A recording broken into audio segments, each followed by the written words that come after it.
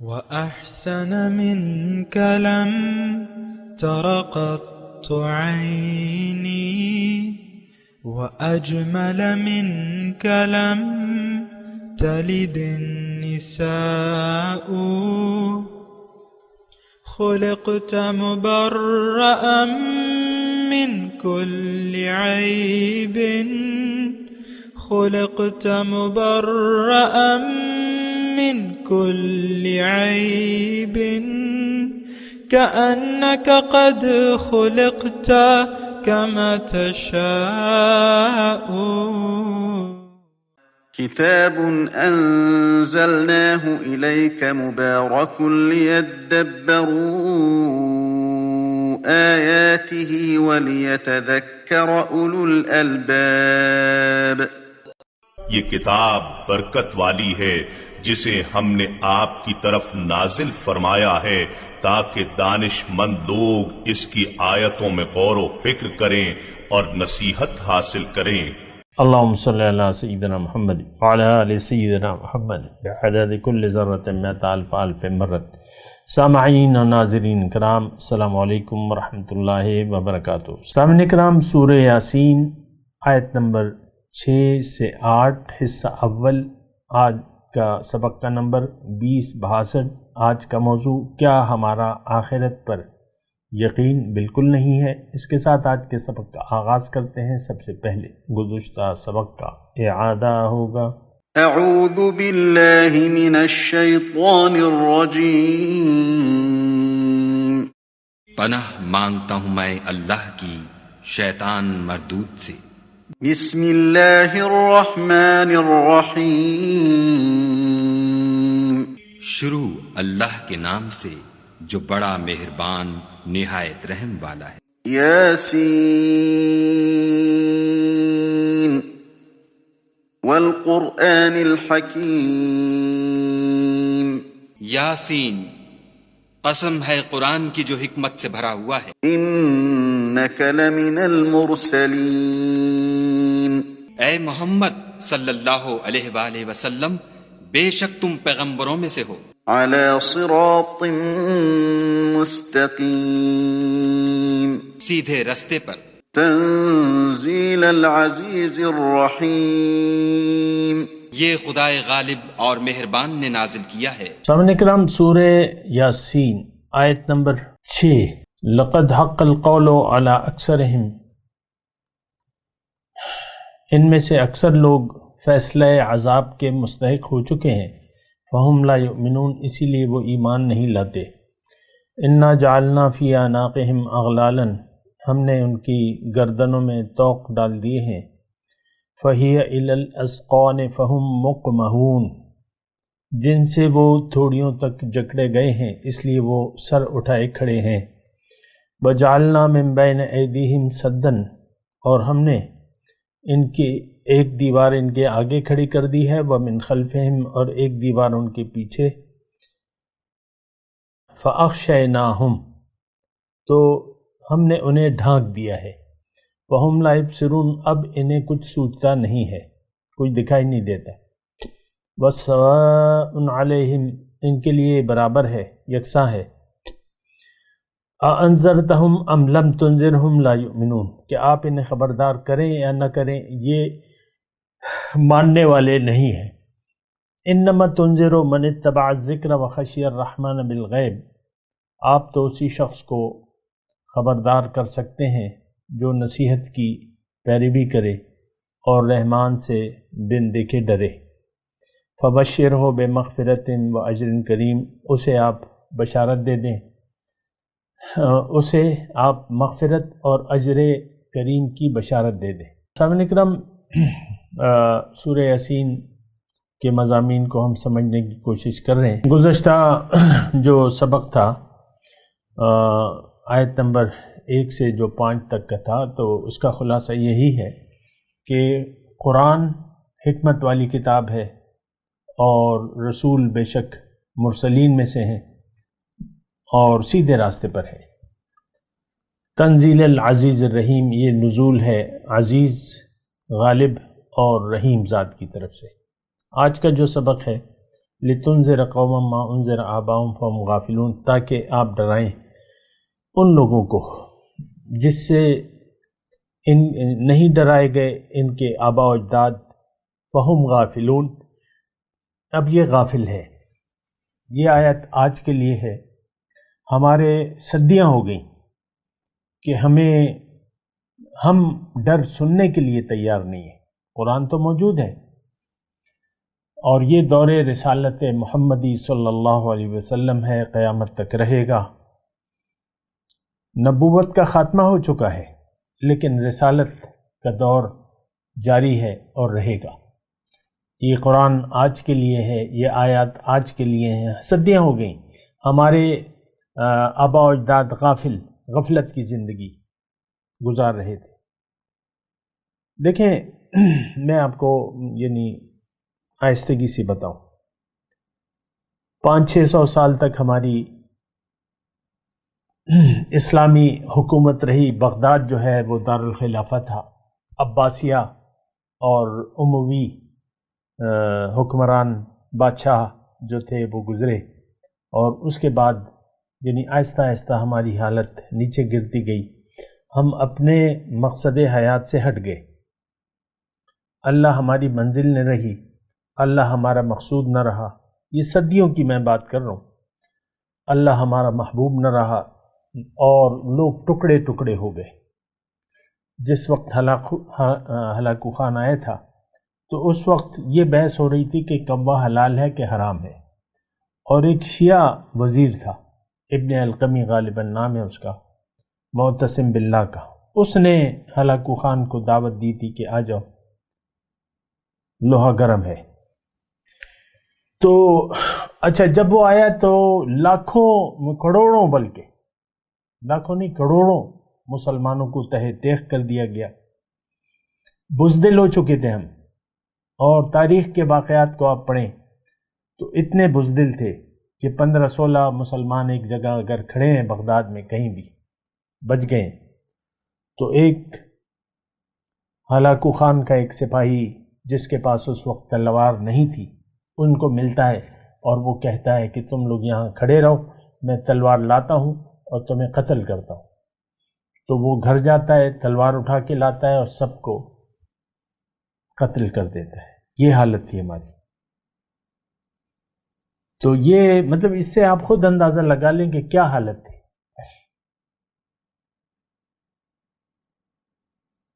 مسلمانوں کا خون یعنی اس کے ایک دریا بہا دیا گیا۔ یہ کون تھے؟ یہ ہم تھے۔ آج جس طرح بزدل ہیں ہم مسلمان، ہم میں ایمان کا ذرہ برابر بھی نہیں ہے، آخرت پر ہمارا ایمان نہیں ہے، اسلام ہمارا دین نہیں ہے، محمد رسول اللہ کی پیروی کے لیے ہم تیار نہیں ہیں۔ آپ دیکھ لیں، ہم ٹکڑوں ٹکڑوں میں بٹ گئے ہیں۔ بڑی ایک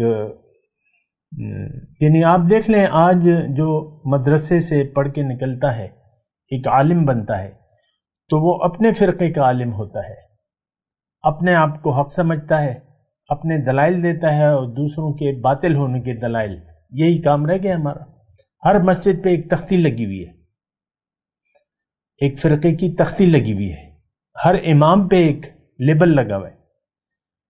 میرے درس موجود ہیں، اور ہم مطلب اللہ کا کرم ہے کہ مطلب درس قرآن میرا موجود ہے۔ بعض اوقات لوگ مجھ سے پوچھتے ہیں، اور خاص طور پہ جو داڑھی اور پگڑی والے لوگ ہوتے ہیں، وہ کہتے ہیں تمہارا مسلک کیا ہے، تمہارا فرقہ کون سا ہے، تمہارا کیا مکتب فکر ہے۔ تو ان کو تسلی نہیں ہوتی جب میں ان کو کہتا ہوں کہ بھئی میرا کوئی مکتب فکر نہیں ہے، میں سادہ مسلمان ہوں، اور تو ان کی تسلی ہوتی نہیں ہے۔ بہرحال میں آپ کو یہ کہہ رہا ہوں، لِتُنذِرَ قَوْمًا مَا أُنذِرَ آبَاؤُهُمْ، صدیاں ہو گئیں، ہم نہ تو خود سوچ رہے، نہ ہمیں بتایا جا رہا ہے ممبر سے۔ آپ دیکھ لیں، ممبر پہ آپ جاتے ہیں جمعے کی نمازوں میں، کیا باتیں ہوتی ہیں عام طور پہ، آپ دیکھ لیں، فرقہ واریت،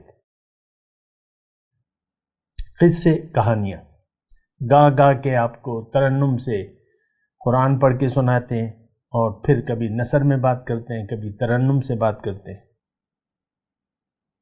اور کیا باتیں ہوتی ہیں. دین کی بنیاد نہیں بیان کی جاتی. ہمارا مسئلہ تو دین کی بنیاد کا ہے. ہم تو دین کی بنیاد کو جانتے تک نہیں ہیں کہ دین ہے کیا, کیوں ہے, میں کون ہوں, کیوں آیا ہوں, میری منزل کیا ہے, ہمیں نہیں بتایا جاتا. میں نے نہیں سنا, میری 66 سال عمر ہو گئی ہے, میں نے کبھی نہیں سنا, ممبر سے یہ میں نے نہیں سنا. ظاہر ہے کہ میں کوئی امام و خطیب تو نہیں ہوں, ظاہر ہے میں جمعے کی نماز پڑھنے جاتا ہوں. عام طور پہ دیکھیں مسجدیں خالی ہوتی ہیں, جب نماز کا وقت آتا ہے تو یعنی دوسری اذان جب کہی جاتی ہے تو لوگ جو ہے ایک رش بنا لیتے ہیں کہ بھئی نماز پڑھنی ہے 2 رکعت جمعے کی. بس امام کیا تقریر کرتا ہے ہمیں اس سے کوئی دلچسپی نہیں ہے, اور جو کرتا ہے وہ آپ جانتے ہیں. لیکن میں دیکھیں لِتُنذِرَ قَوْمًا مَّا أُنذِرَ آبَاؤُهُمْ فَهُمْ غَافِلُونَ. غافل کون ہے؟ ہم ہیں, ہمیں پتہ نہیں ہے کہ دین کی حقیقت کیا ہے, دین کیا ہے, ہمیں نہیں معلوم, نہ ہم معلوم کرنا چاہتے ہیں. مسئلہ تو یہ بھی ہے نا کہ ہم دین کی حقیقت معلوم بھی نہیں کرنا چاہتے. لَقَدْ حَقَّ الْقَوْلُ عَلَىٰ أَكْثَرِهِمْ فَهُمْ لَا يُؤْمِنُونَ. یقیناً اکثر لوگوں پر, کن یہ ہم مسلمانوں میں, یہ کافروں کی بات نہیں ہے, یہ ہم ہیں جو ہمارے دل ایمان سے خالی ہیں. دیکھیں اس میں تو کوئی خاص دلائل دینے کی مجھے ضرورت بھی نہیں ہے. یہ ہمارا ایمان جو ہے یہ رسمی ہے, رسمی ایمان ہے, اور نام کے مسلمان ہیں. اس بات کو آپ محسوس کریں. دیکھیں جب تک آپ اپنے مرض کو جانیں گے نہیں تو اس کے علاج کی فکر تو آپ نہیں کریں گے. ہمارا دراصل ایمان کا مسئلہ ہے, یقین کا مسئلہ ہے. دیکھیں جو آیت نمبر 6 میں نے پڑھی ہے تو اس میں کیا ہے ہمارے بارے میں؟ فَهُمْ غَافِلُونَ. یہ نام کے مسلمان تو غافل ہے. یہ 7 نمبر جو پڑھ رہے ہیں اس میں کیا ہے؟ فَهُمْ لَا يُؤْمِنُونَ. اچھا آیت کیا ہے کہ ان میں سے اکثر لوگوں پر عذاب کا فیصلہ ہو چکا ہے اور اسی لیے اب وہ ایمان نہیں لاتے. اس کا مطلب کیا ہے؟ اس کا مطلب یہ ہے کہ ہم برائیاں کر رہے ہیں اور ہمیں برائیوں نے گھیر لیا ہے. دیکھیں میں اللہ کی عطا سے آپ کو یہ بات بتا رہا ہوں, اس کو ذرا غور سے سنیں. قرآن کی آیت ہے بلا من کسب سیئۃ واحاطت به خطیئتہ فاولئک اصحاب النار هم فیہا خالدون. جس نے بھی برائی کا کسب کیا اور اس کی برائی نے اسے ڈھانک لیا, اس کا احاطہ کر لیا, واحاطت به خطیئتہ فاولئک اصحاب النار هم فیہا خالدون. وہ ہمیشہ رہیں گے, آگ میں ہمیشہ جلیں گے. تو مومن کے بارے میں تو ہم نہیں کہہ سکتے کہ وہ آگ میں ہمیشہ جلے گا. وہ گناہگار مومن اگر جائے گا بھی کچھ عرصے کے لیے جائے گا, پھر اللہ تعالیٰ نکال دے گا. ہمارا مسئلہ تو ایمان کا ہے کہ ہمارے پاس ہمارے دل میں تو ایمان کا ذرہ برابر بھی نہیں ہے. کیا ہے آپ مجھے بتائیں. دیکھیں ایمان کس کو کہتے ہیں؟ یقین کو. یقین ہے 100% ہمارا ظاہر پہ ہے, ظاہر دنیا پر, ظاہر اور ظاہر. سب سے پہلے اپنے ظاہر کے بارے میں ہم غلط فہمی کا شکار ہو چکے ہیں کہ میں تو یہی ہوں, میں عورت ہوں, میں مرد ہوں, لڑکا ہوں, لڑکی ہوں, جوان ہوں, بوڑھا ہوں. بات ختم ہو جاتی ہے. آپ دیکھ لیں اپنے گھر میں بوڑھے لوگ ہوں گے, آپ کو باتیں سنیں ان کی, ساری دنیا سوچ دنیا, بوڑھے حتیٰ کہ میں نے دیکھا ہے یعنی لوگ جب بستر مرگ پر چلے جاتے ہیں بعض بوڑھے, تو وہ ان کی باتیں سنو تو دنیا ہی کی باتیں ہوتی ہیں. یہ لقد حق القول علی اکثرہم فہم لا یؤمنون. آپ محسوس کریں نا, یہ دیکھیں ہم ایک بہت ہی خطرناک رویے کے ہم نے اختیار کر لیا ہے. ہم یعنی گناہ کا احساس رہا نہیں ہے. وائے ناکامی متاع کارواں جاتا رہا، کارواں کے دل سے احساس زیاں جاتا رہا۔ ہمارا مسئلہ تو یہ ہے، احساس زیاں ہے ہی نہیں۔ انفرادی طور پہ دیکھ لیں یا گھر میں دیکھ لیں، بیگم ہے، اس کا خاوند ہے، دونوں اللہ کے حکم کے تحت، یعنی وہ اخلاق محمدی اخلاق سے وہ نہیں آپس میں سلوک کر رہے۔ ہمارا اپنا اپنا مزاج ہے، شوہر کا اپنا ہے، بیوی کا اپنا ہے۔ وہ بیوی کی کیا جو شوہر کو باتیں نہ سنائے، جو ناشکری نہ کرے خاوندوں کی، تم نے مجھے کیا دیا ہے، کیا دیا ہے۔ حالانکہ ساری عمر اکثر شوہر تو ذمہ داری چونکہ شوہر کی ہوتی ہے، کھاتے پیتے ہیں، جو خود کھاتا ہے وہ بیٹھ کے کھلاتا ہے، جو پہنتا ہے اپنے سے زیادہ جوڑے اس کو بنا کے دیتا ہے، کیونکہ خواتین کے تو فیشن بدلتے رہتے ہیں۔ ویسے ہی میں بات کر رہا ہوں، آپ سمجھیں اس بات کو، میں کسی پر انگلی نہیں اٹھا رہا، میں یہ کہہ رہا ہوں کہ لقد حق القول علی اکثرہم فہم لا یؤمنون، عذاب کا فیصلہ ہو چکا ہے اکثریت پر اور وہ ایمان نہیں لاتے۔ اب یہ یعنی اب دیکھیں، یہ ایسا ہوتا ہے کہ آپ ایک گناہ پر راضی ہو جائیں، اس کا یہ مطلب ہے، یعنی یہ کیفیت کب ہوتی ہے کہ آپ گناہ پر راضی ہو جائیں، آپ میں احساس گناہ مٹ جائے، گناہ کو آپ گناہ نہ سمجھیں، اور ایسی تو بات اکثریت ہے۔ اور دیکھیں، زیادہ تفصیل میں نہیں جاتا، میں چند علامات بتا دیتا ہوں، پھر آپ خود ہی اندازہ لگا لیں۔ رشوت ہے، کرپشن ہے، مال حرام ہے، تو یہ جائز سمجھا جا رہا ہے آج کل۔ رشوت دھڑلے سے لی بھی جا رہی ہے، دی بھی جا رہی ہے۔ کرپشن ہے، یہ جائز سمجھتے ہیں سرکاری افسران۔ کوئی آرڈر ایسا نہیں ہوتا، کوئی خریداری ایسی نہیں ہوتی جس میں کمیشن نہ ہو۔ کمیشن کے بغیر تو یہ سارا پاکستانی کمیشن پہ چل رہا ہے۔ کمیشن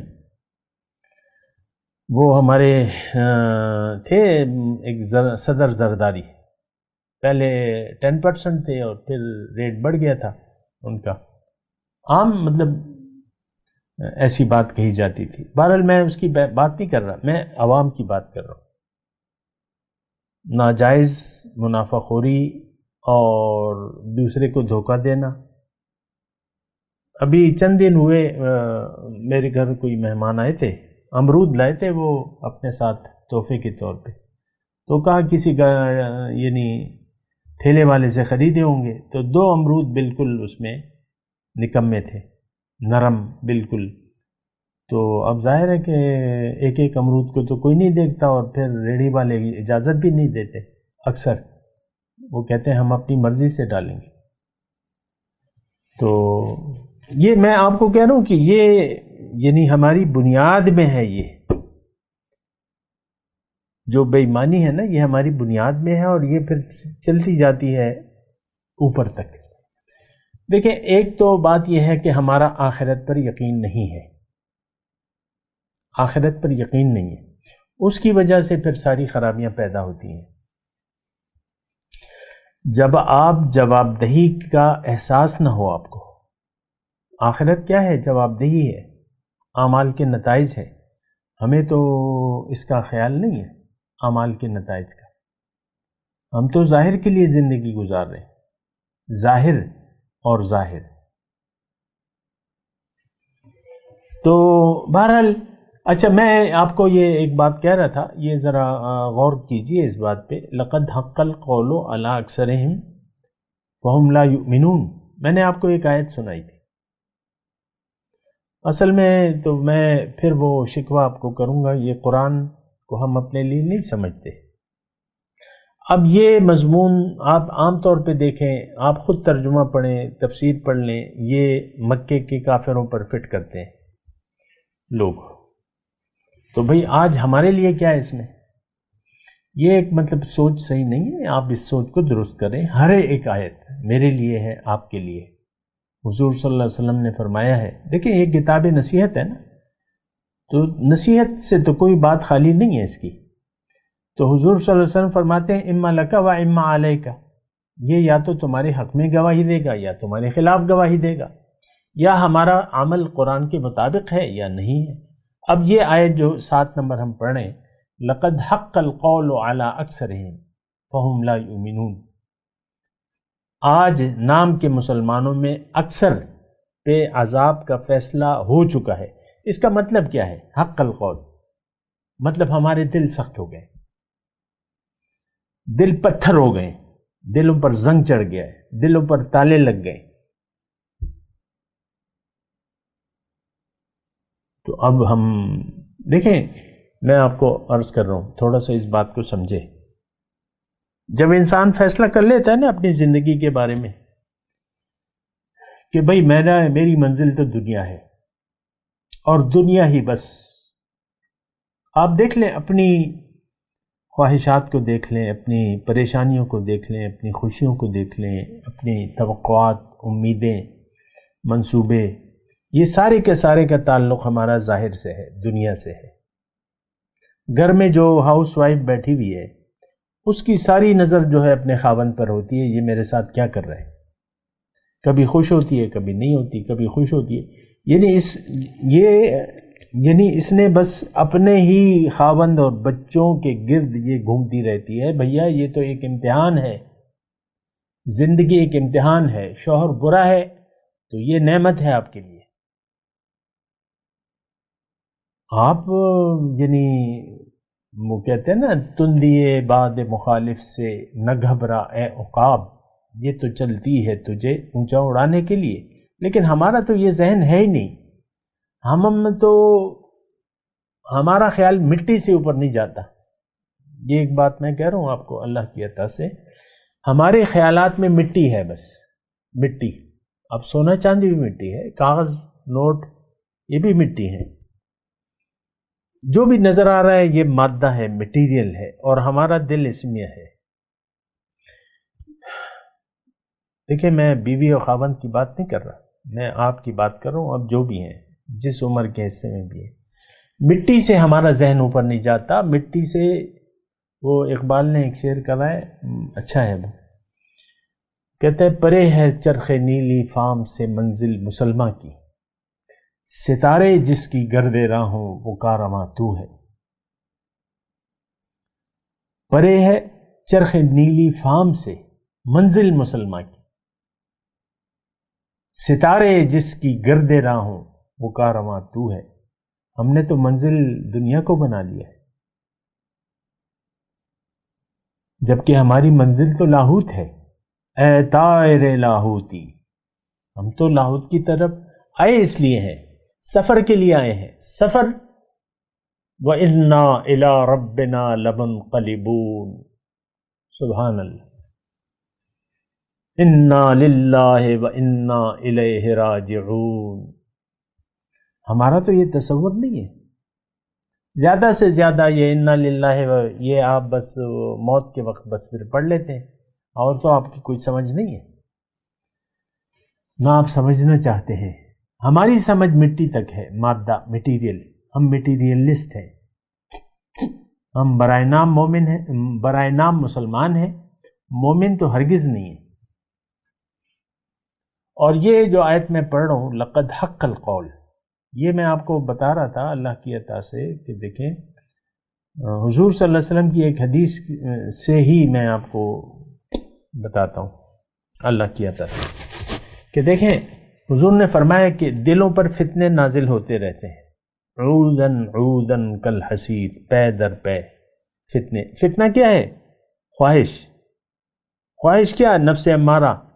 اگر آپ نے قبول کر لیا. اب حضور کی حدیث کا میں مفہوم بتا رہا ہوں. فَأَيُّ الْقَلْبِ أُشْرِبُهَا، جس نے قبول کر لیا اس فتنے کو، اس وسوسے کو، اس خواہش دنیا کو، تو اس کے دل پر ایک سیاہ داغ ہو جاتا ہے. اور اسی طرح وہ فتنے تو آتے رہتے ہیں پے در پہ، خواہشات دنیا. وہ کہتے ہیں نا کہ ہزاروں خواہشیں ایسی کہ ہر خواہش پہ دم نکلے، بہت نکلے میرے ارمان لیکن پھر بھی کم نکلے۔ آپ دیکھ لیں آپ کی خواہشات ختم ہونے کا نام تو نہیں لیتی، مجھے آپ بتائیں، نہیں ایسا نہیں ہے۔ حرص یہ بڑھتی رہتی ہے، حرص دنیا۔ تو حضور صلی اللہ علیہ وسلم فرمایا کہ یہ پے در پے یہ فتنے نازل ہوتے رہتے ہیں اور یہ قبول کرتا رہتا ہے اور اس کے دل پر سیاہ داغ لگتے رہتے ہیں یہاں تک کہ دل کالا سیاہ ہو جاتا ہے۔ اب اس کی مثال کالا سیاہ جیسے کہ کاربن لگا ہوا، اچھا پھر اس کی حضور نے فرمایا اس کی مثال الٹے ہوئے کوزے کی طرح ہو جاتی ہے کہ اس میں کوئی چیز سماتی نہیں ہے۔ پھر اب کوزے میں تو کوزہ تو پانی کے لیے ہوتا ہے، گڑھا ہو گیا کوزہ ہو گیا پانی کے لیے، لیکن اس کو الٹا دے فہم لا یؤمنون، اس میں تو کچھ بھی نہیں آئے گا۔ یہ دل کالا ہو جاتا ہے سر، میں آپ کو کہہ رہا ہوں، آپ کو تو پتہ نہیں ہے، یعنی یہ آپ کو پتہ بھی نہیں چلتا اور آپ کا دل کالا ہو، انسان کا دل کالا ہو جاتا ہے۔ اور اس کی علامات ہیں، وہ پھر میں پہلے حدیث پوری کر لوں تو میں آپ کو بتاتا ہوں۔ علامات تو ایک تو الٹا ہوا کوزہ کہ اس پر کوئی چیز اثر نہیں کرتی۔ اچھا دوسری طرف جو شخص مومن اس فتنے کو قبول کرنے سے انکار کر دے، اس کے دل پر سفید داغ لگ جاتا ہے، اور داغ یوں لگتے رہتے ہیں۔ نہى النفس عن الہوى، اوہو، اپنے نفس کو خواہشات سے روکتا رہتا ہے تو دل سفید ہوتا رہتا ہے، یہاں تک کہ دل براق بن جاتا ہے، سفید۔ تو یہ دونوں چیزیں ہیں، فہم لا یؤمنون کی میں بات کر رہا تھا، لقد حق القول کی بات کر رہا ہوں کہ دیکھیں ہم نے تو دیکھیں خواہشات دنیا کو ویلکم کرتے ہیں، ہم تو خواہشات نفس کے تابع ہو کر زندگی گزار رہے ہیں اور گزارنا چاہتے ہیں۔ اس بات کو ذرا محسوس کریں، یعنی کیا مطلب؟ اس کا مطلب یہ ہے کہ ہم نفس کو خواہشات سے روکتے نہیں ہیں۔ اس کی وجوہات تو بہت ہیں،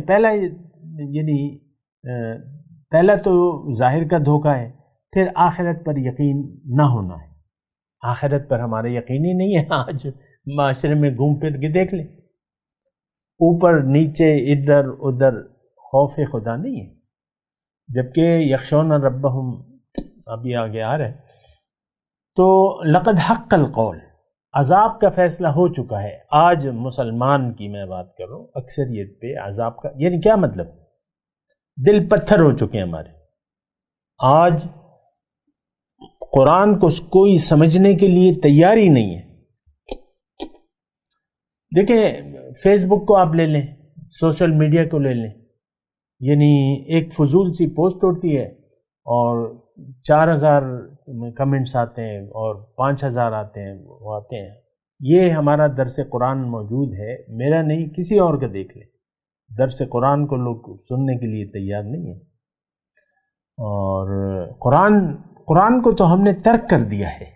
قرآن آج ہمارے لیے کتاب ہدایت نہیں ہے۔ تو لقد حق القول علی اکثرہم فہم لا یؤمنون۔ میں تلاوت کرتا ہوں، میرے ساتھ دہرائیے۔ اعوذ باللہ من الشیطان الرجیم، بسم اللہ الرحمن الرحیم۔ لِتُنذِرَ قَوْمًا مَّا أُنذِرَ آبَاؤُهُمْ فَهُمْ غَافِلُونَ لَقَدْ حَقَّ الْقَوْلُ عَلَىٰ أَكْثَرِهِمْ فَهُمْ لَا يُؤْمِنُونَ إِنَّا جَعَلْنَا فِي أَعْنَاقِهِمْ أَغْلَالًا فَهِيَ إِلَى الْأَذْقَانِ فَهُمْ مُقْمَحُونَ۔